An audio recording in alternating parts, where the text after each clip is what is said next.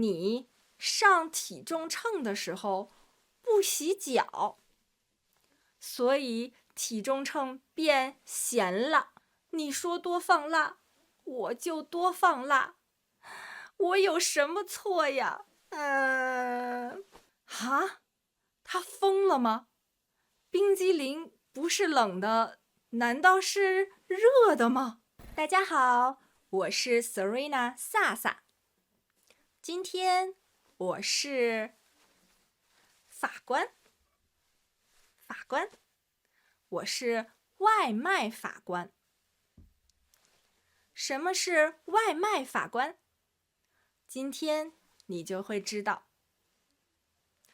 你喜欢点外卖吗？每个星期我都会点很多次外卖，因为在中国外卖 APP 很方便。饿了么和美团就是中国最有名的外卖 APP。在这些 APP 里，你可以看到很多不一样的饭馆。这些饭馆都有很多人写评价。评价就是你在这里吃饭觉得好吃还是不好吃。有的人觉得好吃，这是好评。有的人觉得太难吃了，不好吃，这是差评。我觉得差评有的时候很好，因为它可以帮助我们，帮我们不选那些不好吃的店。但是有的时候有些差评很奇怪，这个店的主人就是店主，他没有做错什么，却有差评骂他们。这些差评对他们的店有不好的影响。怎么办呢？外卖 APP 想到一个办法，就是外卖小法庭。法庭就是这个地方。在法庭里有好人，也有坏人，还有法官。法官可以帮助他们，告诉他们谁是对的，谁是错的，谁可以赢。外卖小法庭里，写差评的人和店主，他们可以说一说自己的故事。别的人就是小法官，小法官来帮他们，告诉他们谁可以赢。如果店主赢了，这个差评就会被删掉，你在店里看不到这条差评。如果是写差评的人赢了，那么这条差评就留下，你在店里可以看到这条差评。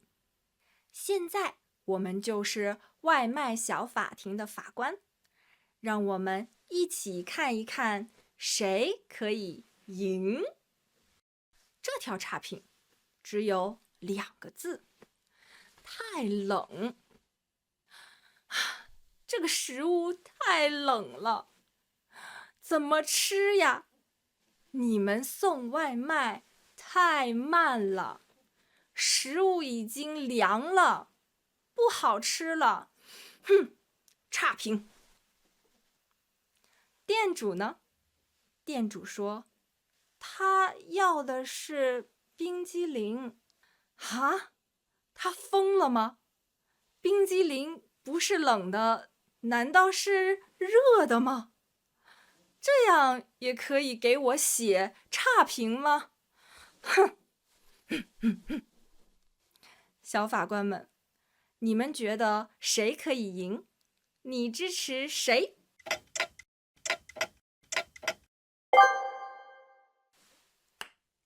店主，你赢了。冰激凌就是冷的，它就是凉的。如果是热的，那是热牛奶。法官们，你们支持店主了吗？再来看一看这条差评，他说菜太咸了，简直吃不下去。这个菜也太咸了吧，怎么吃啊？哎，我要喝水，我要喝10杯水。店主呢？他说他买的是体重秤，体重秤太咸了，这可以吗？小法官们，这次你支持谁？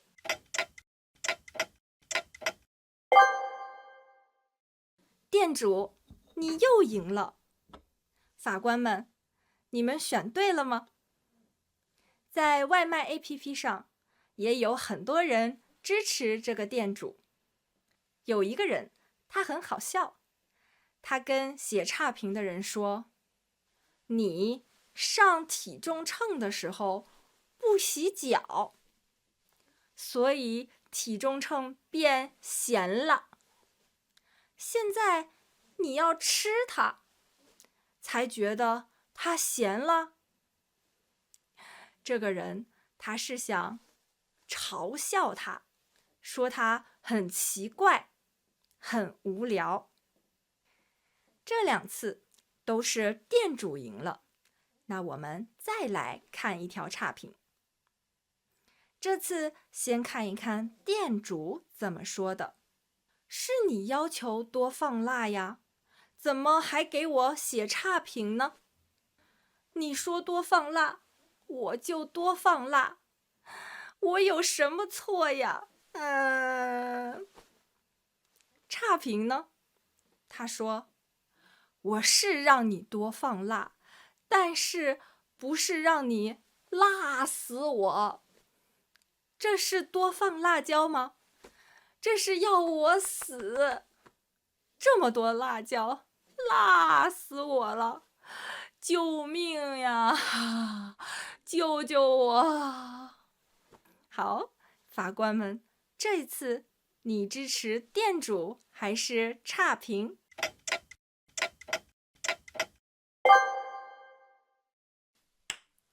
差评赢了。你选对了吗？